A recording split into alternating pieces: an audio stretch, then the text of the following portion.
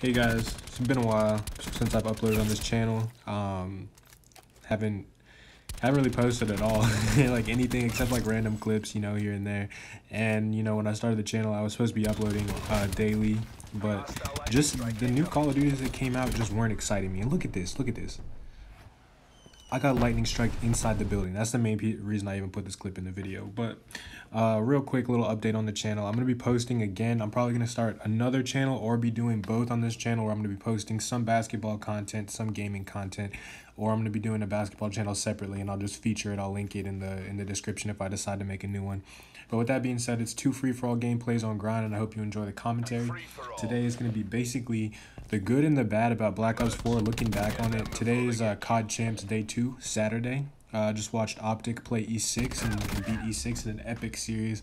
And I don't know, it just got me in the mood to just like reflect on the game and be like a lot of people, I saw some people tweeting, like one of the FaZe players, I believe, he said it was like the worst game he's ever played and blah blah blah. And I was thinking, I'm like, like this game isn't the best, but I wouldn't go that far. Like, this game definitely has its problems, but it also has its benefits. Like, for example, I never even bought Infinite Warfare. I never bought it, never played it. They had a free-to-play week, actually, or weekend or something, and I played like 2 games on it. I played the one map that looks exactly like Strike Zone, and then twice, and that was it, and I just never really liked the game. I never bought it, didn't watch any of the tournaments, didn't see Optic win champs, didn't see any of that, because the game was just so boring and bad to me. And so I couldn't get into it. Advanced Warfare, a lot of people hated it, but I was really good at it, so I didn't care. Like, I was really with the game. Same thing with Black Ops 3. People had mixed feelings, but I was very happy to get back to boots on the ground. So what I'm gonna do is I'm gonna start off with the good things that Treyarch did, and I'm gonna try not to give him too much just straight up hate in this video. And I hope you guys enjoy the gameplay in the background and me just beasting on these fools, Anyways, the positives. Number 1, boots on the ground. Nothing beats boots on the ground. Like, you could say, okay, you miss AW or whatever, you could have been a jetpack or whatever it is. No. Boots on the ground is Call of Duty at its finest. Even in a competitive setting, 4v4, jetpacks weren't bad, but in every other type of game mode or every other type of anything that wasn't competitive, it was pretty bad. Like, you can't casually play pubs and go for streaks and stuff the same way when you're just jetpack boosting around the map and people are using the variant weapons. Don't even get me started on the variant weapons. I'll go on a whole rant about the variant weapons. So we already know those are bad.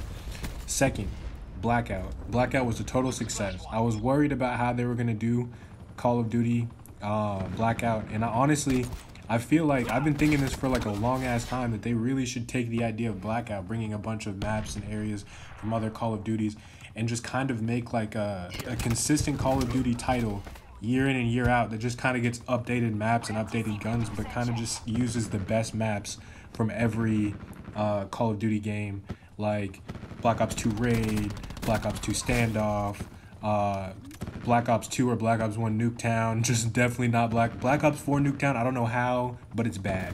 They made Nuketown bad. Like, I still don't understand how they managed to do that, to where, like, when Nuketown comes up, except in free-for-all, I'm like, damn, I don't want to play this, because it's just LMGs and ARs, just head glitching. And then if you get past that, there's Guardians in the bar. Oh, I'm gonna get into all that too. Alright, the weapon balancing in this game. Now, say what you want. Aside from the operator mods that kind of fuck up some of the guns, which I'm going to talk about later in the video, the guns in this game are pretty well balanced. I see people using just about everything. The camos are pretty attainable on every weapon, so you see people actually going for the camo challenges and diamond and dark matter, because everything in the game is usable. So that's one thing that you don't see in a lot of Call of Duty, so they did a really good job on the weapon balancing. And the last good thing that I can think of top of my head is the free DLC maps. They put in Grind, they put in, I swear there's another one. There's a couple DLC maps, you guys know better than I do. They did the one with the police station with the 2 roofs and shit. I didn't really like it, but they had like a couple maps that they added in the game, and I thought it was a nice, little change of pace for Call of Duty to be adding in some free DLC maps. That was kind of cool, keep the community together, yada yada yada. Now, jumping into the bad. Alright, they took away combat records. I will never understand why they took away combat records, dude. I used to love, on Advanced Warfare, I played only competitive. I played solely rank play. Like I was playing rank play all day. If I wasn't playing rank play, I was playing UMGs. If I wasn't playing UMGs, I was playing Twitter tournaments. And then if nothing was going on or I didn't want to play any type of competitive, I just play free for all because that's like something I take competitively, but it's not competitive. So I used to love looking back and seeing like the guns that dominate. Like I have like, I'm gonna put it on the screen. I have like 50,000 kills with my ASM1, like 10,000 kills with my BAL, and like a couple thousand with the sniper, the Moors. And then when you go down, it starts going to the hundreds and then the tens and stuff. Like I didn't use anything that wasn't in competitive really. The next thing that I hate, the shock charges, the barbed wire, the specialist equipments. Not all of them. There are ones that are balanced. The mesh mines are pretty balanced, but they're annoying. You know, the ammo crate that crash drops is pretty balanced, but it's kind of annoying. Or it's not even annoying. Actually, that one's just pretty straight up balanced. You know, there's some, the tracker, the sensor dart, I mean, you know, all that stuff, that's fine. But it's the fire breaks, whatever, the radiation shit, that shit is whack as fuck, bro. That takes no skill.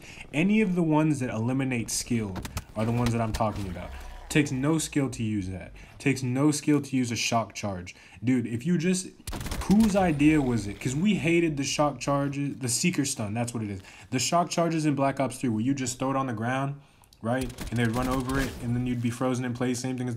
We hated that. We, like, begged them to take that out of the game. We're like, yo, this shit's trash. Take it out. And they're like, yo, the people, they hate the shock charges. Like, what can we do to fix it? And they're like, oh, you know what? I think they're just mad because it doesn't have wheels. They're just mad because it doesn't have wheels and locks onto people. That's what we need to add for them to like the shock. No, nigga. Nobody likes that, bro. Take that shit the fuck out the game, bro. What were you thinking? And then the barricades. Oh, my fucking... The barricade mixed with razor wire is the campy... It is literally created so you can camp your ass off and be successful. Like, whoever's idea, because I know they're in an office, right? Bouncing ideas off each other and yada, yada, yada. And I know with some of the ideas, you know, business comes into play and they're like, all right, we got to do this because it'll make us the most money. That shit has no financial value. That shit has no business in the game. Like, what... People sometimes don't even know how to use the Guardian to like camp in a room, and you think, okay, they're not using the camp, that's not bad. Why would I want to have it in a 3-lane map? These are 3-lane maps. Why would I want 2 of the lanes cut off every single time I spawn? And if you played against a team where there's a couple people running the Guardian and the barbed wire, the map is just like a maze. You're just running around to different choke points. It's so annoying. It is so annoying. And it's like if you don't see it before you hit a corner and it just freezes you, bro, so annoying. And especially when people are using it with the shotguns and all that shit, dude. It's just so cheesy. I do not know whose idea it was. It's literally the worst idea I've ever seen in a Call of Duty game. Like, literally, hands down worst. It's not even close. Next. The fucking melee people, I'm gonna complain about them for a second, but they're not really that bad because it takes skill to use a knife, but shit, it's annoying as hell when you're trying to run in a building, go for some streaks, and there's a nigga just hugging the wall with a knife, and he just lunge knifes you from across the room, and there ain't shit you can do about it. That shit's annoying. There's too much cheese in this fucking game, bro. The strobe light shotgun, bro. If I never want to meet the nigga that made the strobe light shotgun, because that shit right there, bro. That shit is game breaking. I think I have a clip that I might throw up on the screen where I'm using the sight, and it's not even like it just takes away your aim assist. It takes away your aim assist, it blinds your screen, and it also moves your aim down like sight thing. Like, you will be literally on the person. Like, if you come around the corner and you snap onto the person, they snap their strobe light, it doesn't just leave you where you are. It'll literally move where you're aiming around. So it's literally like an invisible force field to protect the shotgunner. I don't understand that. And then like people will say, oh, they balanced it, so you have to be ADS. So now the shotgun player is not only forced to sit in a corner L triggering, but now when I see him in the corner, I can't even shoot his ass, bro. That shit's annoying. Like, oh, okay, I'm about to get even YouTubers. If you've seen 402 Thunder's recent videos, bro, he's been using the shotgun strobe light, and I'm like, bro, you used to be like the king of anti-camp, all right? Like, no camping, blah blah, and then you switched up, bro. This game changes people, man. But that's a quick little rant on this video game. I'll be posting some more videos later this week. I got one coming up on my predictions for Modern Warfare Remastered. And like I said, if I continue to put on some basketball content on this channel, you'll be seeing that coming through too. Just kind of like let me know what you guys think about the idea. And yeah, I guess I'll see you guys later in the next video. Thank you for checking me out, and back to the YouTube grind. Back to the old grind.